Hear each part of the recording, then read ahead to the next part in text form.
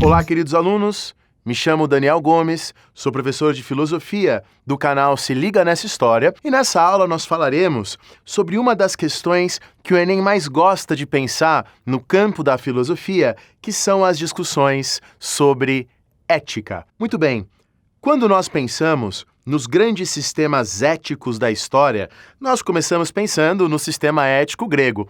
Para os gregos, viver eticamente é viver em harmonia com a natureza, é viver conforme a natureza. Muito cuidado! O que era a natureza para os gregos? Para os gregos, a natureza era um todo ordenado, era um todo bonitinho, onde cada coisa tem o seu lugar. Para os gregos, o universo era finito, chegaria um momento que o universo ia acabar. Para os gregos, inclusive depois para os romanos, o céu tinha um limite físico, você chegaria no céu e você bateria a cabeça nele. Ora, se a natureza é fechada, hierárquica e desigual, ser ético é viver numa sociedade hierárquica, fechada e desigual. Então, por exemplo, para Platão, justiça, uma sociedade justa, é uma sociedade onde cada um está no lugar que merece estar. Daí que ele defende que os filósofos governem, que os militares lutem, que os trabalhadores trabalhem. Daí que Aristóteles vai falar sobre uma sociedade na qual a escravidão é natural, na qual, para Aristóteles, a inferioridade de alguns grupos é natural. Daí que os estoicos vão dizer que ser ético é viver em harmonia com a natureza, e viver em harmonia com a natureza é aceitar o seu destino, e o seu destino, na visão dos estoicos, é tudo aquilo que você não pode evitar, a morte, as doenças. Então, para a maioria dos gregos, ser ético é viver em harmonia com a natureza. E se a natureza é injustiça, se a natureza é hierarquia, seria natural, seria justo que a sociedade fosse assim também. Para os gregos, a gente costuma dizer que justiça é justeza. Como assim? Justiça é cada um estar ajustado no seu lugar. Essa é a visão tradicional, falando de maneira geral, da filosofia grega. Veja, aí, quando chega a modernidade, dando um salto temporal para os séculos XVI, XVII, a revolução científica nos mostra que o universo não é um todo fechado, hierárquico. A revolução científica vai nos mostrar um universo caótico, infinito, com estrelas, com supernovas, com explosões.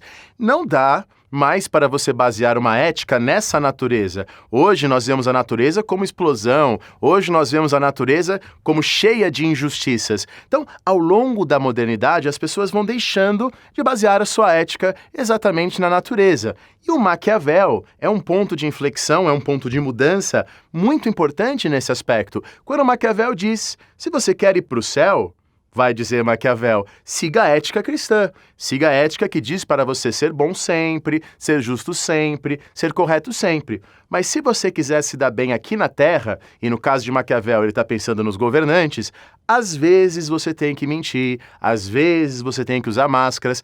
Há em Maquiavel um rompimento com todas as éticas anteriores, uma vez que Maquiavel será o primeiro a falar numa pluralidade de éticas, de que não há apenas uma ética. Existem várias éticas. Se você quiser ir para o céu, siga a ética cristã. Se você quiser sucesso terreno como governante, siga uma outra ética que às vezes assume falar mentiras, que às vezes assume usar máscaras. E aí, na esteira do Maquiavel, já no século XIX, virão os filósofos utilitaristas, James Mill, Jeremy Bentham, ainda no XVIII, e o grande Stuart Mill no século XIX. Para os utilitaristas, não existe ação boa ou má em si. É bom aquilo que é útil ao maior número possível de pessoas. Então, um utilitarista admite que, às vezes, sacrifícios individuais podem ser bons para engendrar, para gerar, para criar benefícios coletivos. Então veja, havia um sistema ético grego, um sistema hierárquico, fechado. Há uma mudança na concepção do que é a natureza. Vêm os utilitaristas dizendo que às vezes, em alguns casos, os fins podem justificar os meios. E depois, rompendo com todos esses outros sistemas éticos, aparece a grande figura de Kant.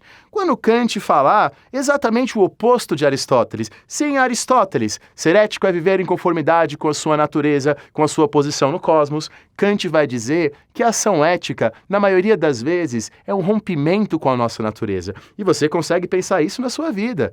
Quer dizer, quase sempre a sua natureza pede para fazer alguma coisa. E ser ético é romper com aquilo que você quer fazer. É romper com aquilo que a sua natureza manda fazer. Então, em Kant, a ética aparecerá como um dever, como um imperativo, daí a noção de ética deontológica, ou seja, ética do dever em Kant, é um imperativo que se impõe sobre a nossa natureza.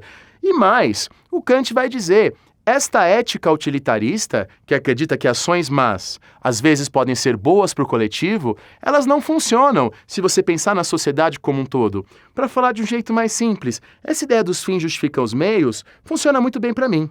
Mas imagina se todo mundo ao meu redor seguirem esse princípio, os fins justificam os meios. A sua mãe já sabia disso. Quando a sua mãe falava para você, filho, não joga lixo no chão. Você falava para sua mãe, mas mãe, é só um lixinho, não faz diferença. E a sua mãe te respondeu, mas filho, se todo mundo no planeta jogar só um lixinho no chão, o planeta vai ser um grande lixão. A sua mãe era kantiana, mas ela não sabia. Quer dizer, para o Kant, para uma ética ser ética mesmo, ela tem que valer para todos, ela tem que ser universal. Não vale um princípio valer para mim e não valer para os outros. Então, para Kant, a ética tem que ser um imperativo, um dever que se impõe sobre a nossa natureza. A nossa natureza quer fazer uma coisa, mas eu entendo que é ético não fazê-lo. E a ética tem que ser categórica, ou seja, tem que ser universal, tem que valer para todos. E daí a ideia kantiana dos imperativos categóricos, isto é, dos deveres universais.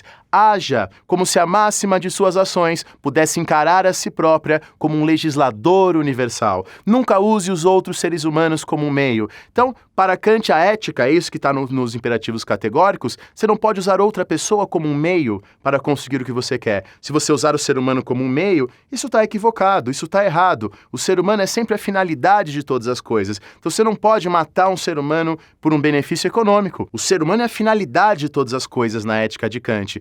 Para Kant, você tem que sempre universalizar as suas ações. A sua ação só é ética se o princípio que a rege, não a ação em si, mas o princípio que rege a ação, puder ser universalizado. Uma ação só é ética se você puder encarar a sua própria ação. Quer dizer, se você puder encarar a sua própria vontade e aprovar a sua própria vontade. Então, você tem aí confrontados vários sistemas éticos. Então, num sistema grego, uma ética em conformidade com a natureza, justiça como cada um está onde merece. Uma ética maquiaveliana e depois os utilitaristas, que são herdeiros do Maquiavel, uma ética que assume que às vezes ações más podem ser aceitáveis para fins bons. Uma ética kantiana que vai dizer que você tem que se impor sobre a sua natureza. E para finalizarmos, toda essa ética kantiana do dever está baseada numa concepção específica de ser humano. Veja só, vocês falam no dia a dia a seguinte coisa: eu gostaria de ser livre como um pássaro.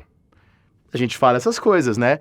Mas pássaros não são exatamente livres, uma vez que um pássaro não pode acordar hoje e falar, hoje eu não quero voar, hoje eu quero assistir televisão. Um pássaro não pode falar uma coisa dessas. Um pássaro está preso à sua própria natureza. Quer dizer, os outros animais estão presos de alguma maneira à sua natureza. Um pássaro não pode acordar e falar que vai ver televisão. Um urso não pode acordar e falar, não, hoje eu não vou comer, hoje eu vou fazer dieta.